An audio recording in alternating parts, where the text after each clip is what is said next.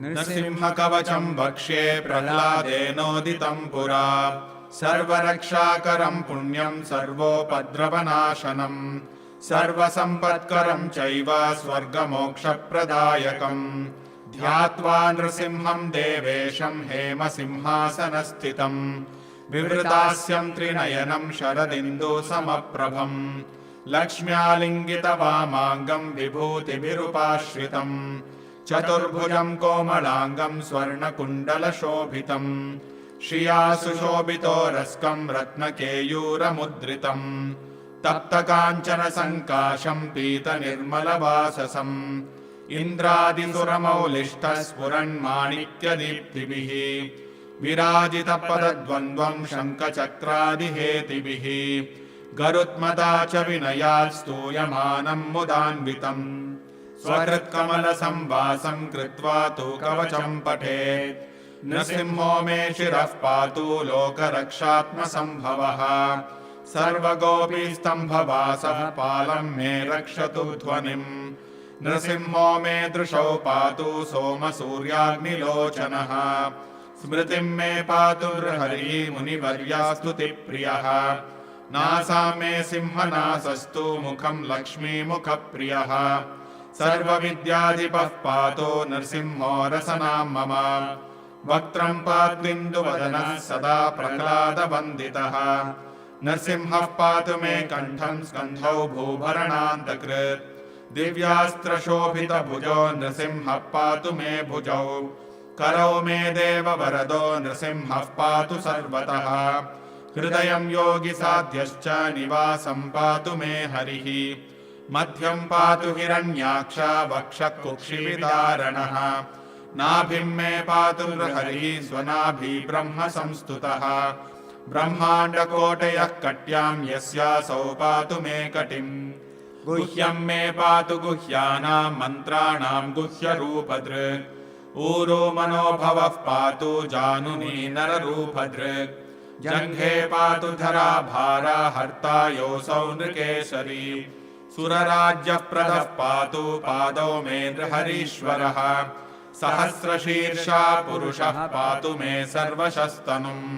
महोग्रः पूर्वतः पातु महावीराग्रजोऽग्नितः महाविष्णुर्दक्षिणे तु महाज्वालस्तु नैऋतौ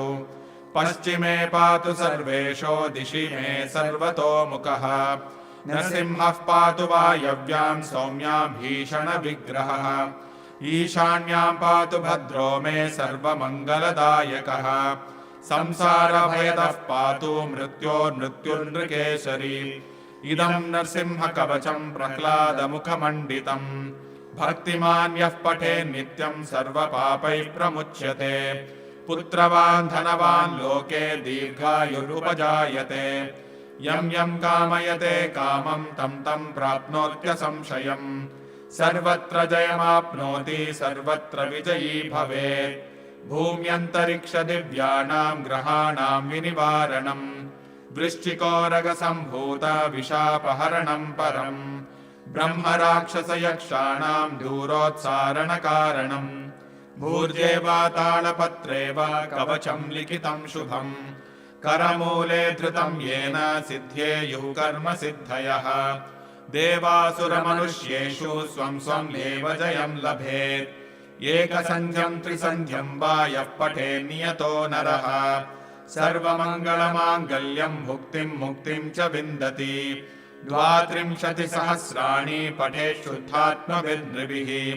कवचस्यास्य मन्त्रस्य मन्त्रसिद्धिः प्रजायते अनेन मन्त्रराजेन कृत्वा भस्माभिमन्त्रणम् तिलकं बिभ्र्याद्यस्तु तस्य ग्रहभयं हरेत् त्रिवारं जपमानस्तु दत्तं भार्याभिमन्त्र्य च प्राशयेद्यं नरं मन्त्रं नृसिंहध्यानमाचरेत् तस्य रोगाः प्रणश्यन्ति ये च स्युः कुक्षिसम्भवाः किमत्र बहुनोक्तेन नृसिंहः सदृशो भवेत् मनसा चिन्तितं यत्तु स तच्चाप्नोत्यसंशयम् गर्जन्तं गर्जयन्तं निजभुजपटलं स्फोटयन्तं हरन्तं दीप्यन्तं दापयन्तं दिवि भुवि दिशं क्षेपयन्तं क्षिपन्तं क्रन्दन्तम् रोषयन्तम् दिशि दिशि सततम् संहरन्तम् भरन्तम् वीक्षन्तम् घूर्णयन्तम् करनिकरशतैर्दिव्यसिंहम् नमामि इति श्रीब्रह्माण्डपुराणे प्रह्लादोक्तम् श्रीनरसिंहकवचम् सम्पूर्णम्।